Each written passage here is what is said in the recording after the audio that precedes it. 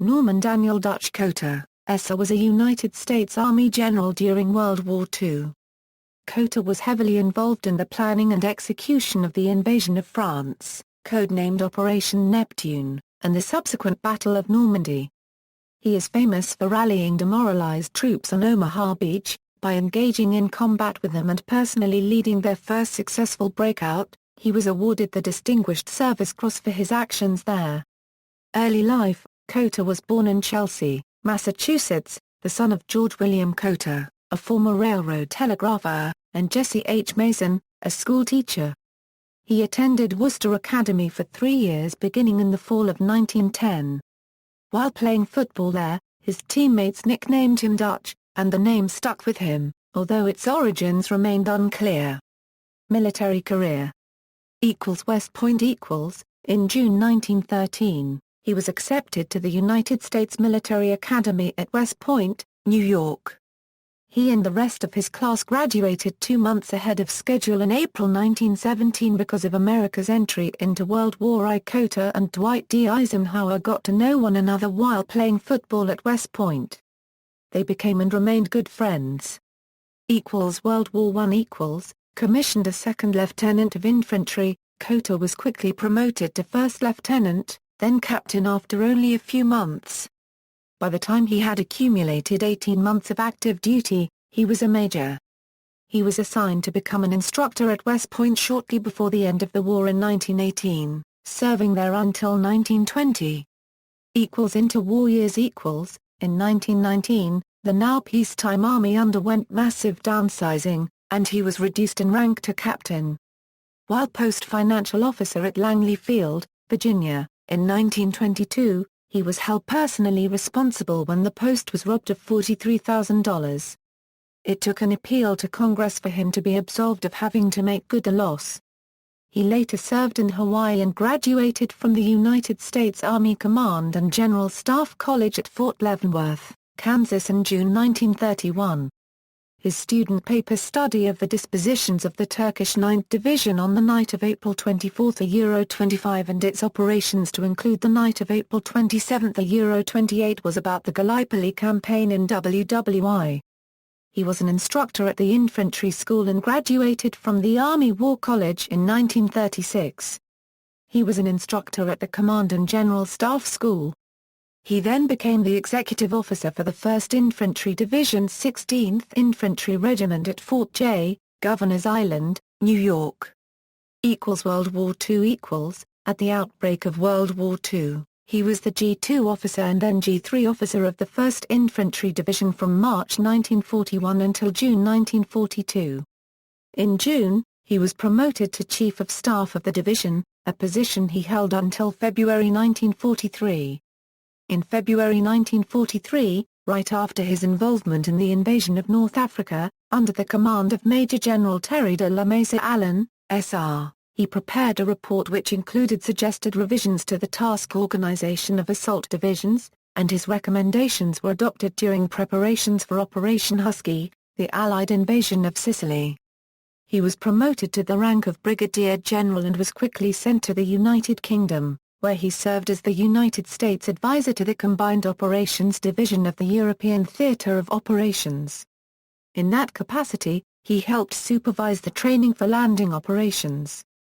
D-Day, as a major advisor in Operation Overlord, he was made Assistant Division Commander of the 29th Infantry Division, which was designated to land at Omaha Beach during the Battle of Normandy. During D-Day planning, he opposed daylight landings, believing a pre-dawn assault would stand a better chance of success. A year before the invasion, at the Conference on Landing Assaults, Cota had argued in favor of striving for tactical surprise. It is granted that strategical surprise will be impossible to attain. Tactical surprise is another thing, however. Tactical surprise is one of the most powerful factors in determining success. I therefore favor the night landing. I do not believe the daylight assault can succeed. Cota was not alone in his opposition. General Leonard Tedrow, commander of V Corps, and Admiral John L. Hall, Jr., commander of Amphibious Force O, both fought to change the Operation Overlord plan, pleading for a nighttime assault. However, The High Command decided otherwise, concluding that naval and air bombardment would hopefully neutralize, or in the best case, eradicate, enemy opposition. The plan for Omaha essentially called for hurling infantry directly at a prepared enemy position, a position that was enhanced by the concave shape of the beach, natural and man-made obstacles, bad weather and other factors. Most D-Day commanders assured their men that the Germans would be annihilated by the Allies' pre-invasion firepower, and that the defenders were, in any case, outnumbered, inexperienced and demoralized. All of these beliefs were to be proved woefully inaccurate. On the afternoon of June 5, Cota gave an accurate assessment to the staff of the 29th Infantry Division. This is different from any of the other exercises that our unregistered trademark they had so far. The little discrepancies that we tried to correct on Slapton Sands are going to be magnified and are going to give way to incidents that you might at first view as chaotic. You're going to find confusion. The landing craft aren't going in on schedule and people are going to be landed in the wrong place. Some won't be landed at all. We must improvise, carry on, not lose our heads. While Cota had a far less optimistic view of the plan than the High Command, even he underrated the extent of the near catastrophe that awaited V Corps on Omaha Beach and the 4th Infantry Division on Utah Beach. Cota landed with a part of the 116th Infantry Regiment, 29th Division, in the second wave, approximately 1 hour after HR on the Omaha sector known as Dog White. His LCVP landing craft came under heavy machine gun fire as well as mortar and light artillery fire. 3 soldiers were killed immediately upon leading the disembarkation. Cota was one of the highest-ranking officers on the beach that day.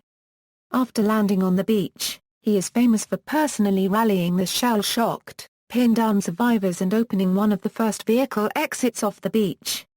Cota and his rallied men bravely advanced to the seawall, where they used Bangalore torpedoes and wire cutters to punch through the wires. They then successfully took out a machine gun nest, and were one of the first units to actually make a breakthrough during the Omaha landings. 2 famous quotes are attributed to him during this time. In a meeting with Max Schneider, commander of the 5th Ranger Battalion, Cota asked, "What outfit is this?" Someone yelled 5th Rangers. In an effort to inspire Schneider's men to move from the cover of the seawall and lead a mass of recently landed soldiers through a breach, Cota replied, "Well, God damn it then, Rangers, lead the way." "Rangers lead the way" became the motto of the Rangers.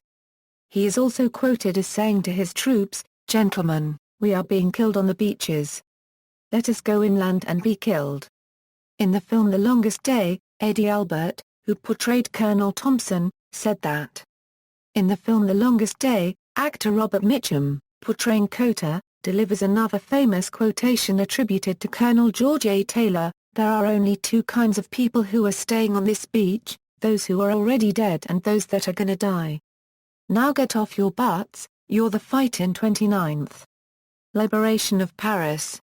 With the coast of Normandy eventually secured, Allied forces advanced toward Paris. Cota was given command of the 28th Infantry Division on August 14, 1944, succeeding James Edward Wharton, who had been killed in action. After attempting to trap the retreating Germans at Lüneburg and Elbeuf on the Seine River, Cota and the 28th Division were assigned to represent the U.S. Army in the parade celebrating the liberation of Paris. Later that year, while in the field, he was promoted to Major General. Hertgen Forrest, as the commander of the 28th Infantry Division, Major General Cota was involved in the Battle of Hertgen Forest, conceived by General Omar Bradley as a direct assault on established German positions in the heavily forested region, positions which significantly favored the defenders. Cota was not pleased with the operations order he was given. It required him to send 3 regiments on diverging paths to 3 different objectives. Further, his division would be the only unit attacking on a 150-mile front.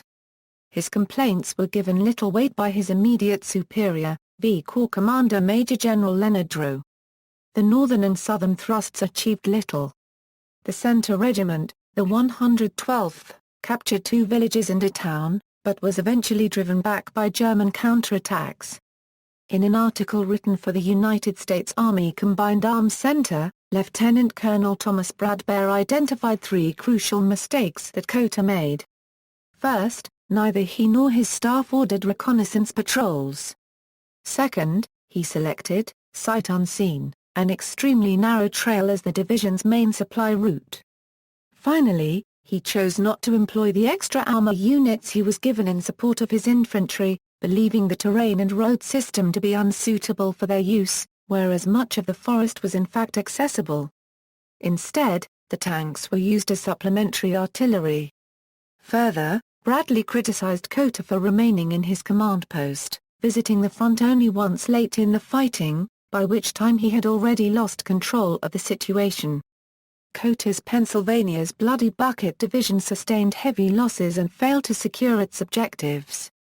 The 28th Division and its attached units suffered an appalling 6184 casualties.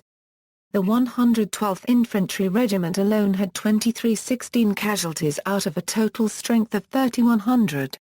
While Cota retained command of the division to the end of the war, he had lost his sterling military reputation and the confidence of his superiors, despite the fact that before commencement of operations, he had voiced concerns regarding the plan to those same superiors. Court-martial and execution of Eddie Slovak. Cota also reviewed and approved the death sentence handed down by a court-martial on Eddie Slovak. Cota said that the execution, the only U.S. soldier to be executed for desertion since the American Civil War, was the toughest 15 minutes of my life. Post-war Cota retired from the Army on June 30, 1946 as a Major General. In the late 1950s he was the Civil Defense Director for Montgomery County, Pennsylvania. He died in Wichita, Kansas, on October 4, 1971, and is buried with his wife Connie at the West Point Cemetery, United States Military Academy, West Point, New York. Awards and decorations. Cota was awarded the Distinguished Service Cross, Distinguished Service Order and Silver Star for his heroism on Omaha Beach. Field Marshal Bernard Law Montgomery pinned the DSO on Cota. He received a Purple Heart and a second Silver Star in the attack at St. La. Here is the list of his decorations. Personal life. Cota married Constance Martha Connie Alexander, at the Episcopal Church of the Incarnation in New York City, on November 1, 1919. She was a writer-teacher. Norman and Connie had 2 children, Anne, the first girl born at the Cadet Hospital at West Point, and Norman Daniel Dan Cota, Jr. After the death of Connie in May 1969, he married Alice Weeks McCutcheon, a widow, in October 1970. Cota's son, U.S. Army Air Corps fighter pilot Lieutenant Colonel Norman Cota, Jr., provided reconnaissance for his father's division at Huertjan Forest. References: Miller, Robert A. Division Commander, A Biography of Major General Norman D. Cota. Reprint Company. ISBN 0-87152-438-4. External links. Operation Husky, Dave Ayers, Jacob, Papers, 1939–1949.